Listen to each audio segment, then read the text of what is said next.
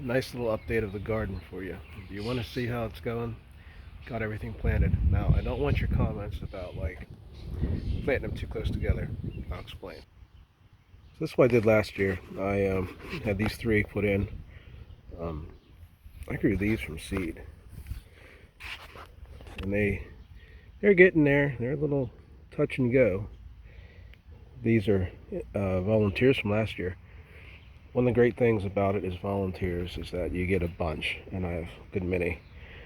Um, I have more tomatoes than this, but I added more ground. So I added some cocoa coir, puts the moisture in the ground, gives it some air. It doesn't have a lot in the way of nutritional, but it does help the plant out. It gets the roots nice and strong. Put some Miracle-Gro shake and feed down, and some Job's tomato fertilizer stakes. You're gonna say to me, "Will, you got them planted too close. You got the big beefsteaks, you got the Cherokee Reds, you got the yellow tomatoes, you got some Amish paste, you got some big boys." Yeah, I know. You're doing pretty well close. My basic form for this is 3, 2, and 3. And I did that last year, and it worked out really well. I got a lot of tomatoes. When you have a lot of fertilizer in the ground, you have it up higher, you have it more drained, it works well. But what I'm going to do, I'm going to prune them back this year. So I'm not looking for quantity of tomatoes. I'm not looking for having these things pouring over the sides and no air getting in, but quality, which is cutting off all those suckers and going on the tomatoes that I know will work in my best interest. You can see it's a process of going through the garden and seeing what grows. Like I have some peppers here, bell peppers. The radishes have really taken off even since the other day. The lettuce has taken off. The bok choy doing well. Onions are just going crazy, and I'm soon going to have them gone. So I have lettuce here. The lettuce is soon going to be gone. The radishes and the onions. So this is going to be opened up again. And I can plant more. Then I can do my cabbage. Then I can do maybe some more lettuce, or I could do other things.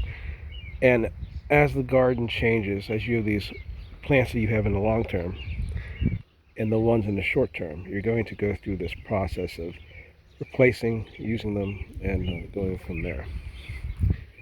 Now for the Raylan part of my garden, because Raylan helped me get a lot of this. See, my fig tree is getting some growth. The Chicago figs are pretty hardy. Asparagus doing great. It's a purple asparagus right here you're looking at. You see some of the purple in that.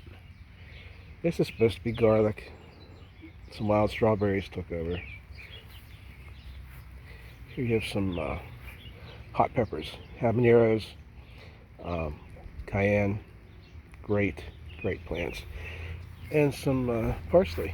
You know, everybody loves parsley, don't we? Mint, um, apple mint, pineapple mint, black currant mint, and of course the mint julep. Chives, thyme, lemon balm, oh, you name it all. And what is this? Oh, it's a chestnut tree. American chestnut. I'm gonna dig that out. Get that into the woods. Into the woods we go. So it's my garden. I wanted to show it to all you. It's kind of a rainy day. And when you're a gardener, you don't really look badly on the rainy days. You actually enjoy them, because what it does is it gives you that opportunity to see the plants grow, to know that, hey, if it's going to rain, I'm going to plant these, because I will probably lose a few of these, and pruning them back, I want them to get those roots established really well, so that they don't get too much in shock of everything. I want to show you something else really cool. My 2 apple trees. I know this is like the same thing every time, I'm going over them again. People are like, you just showed me this yesterday, but is that an apple? Oh, it's a baby apple. Look how cute. It's a baby apple.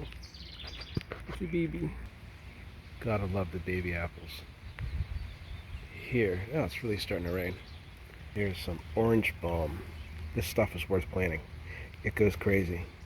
So I didn't know if it would really take, how it would go. Love this stuff. It's got that really pungent orange flavor. Larger leaves. It's in the mint family. It's very furry. Love it stuff. And right here, I'm going to try some lemon balm.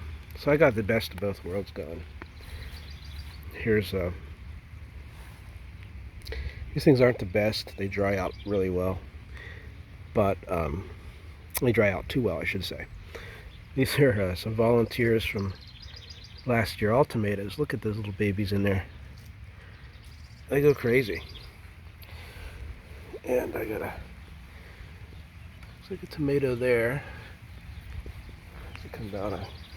These are I'm putting my bell peppers. I always had really a lot of luck here next to the bird bath and the fountains with the hot peppers. So I'm going to try a little different this year. I don't need hot peppers this year. You know I have those. It seems silly, but the ground here is really rich. So planting my peppers here and rotating it is my idea. The crop rotation idea that Thomas Jefferson came up with and all these other people. The old days, works pretty well. So hopefully I should have some peppers. So to sit back and think about it all, what really do I enjoy the most out of the plants that I grow? I love this time of year.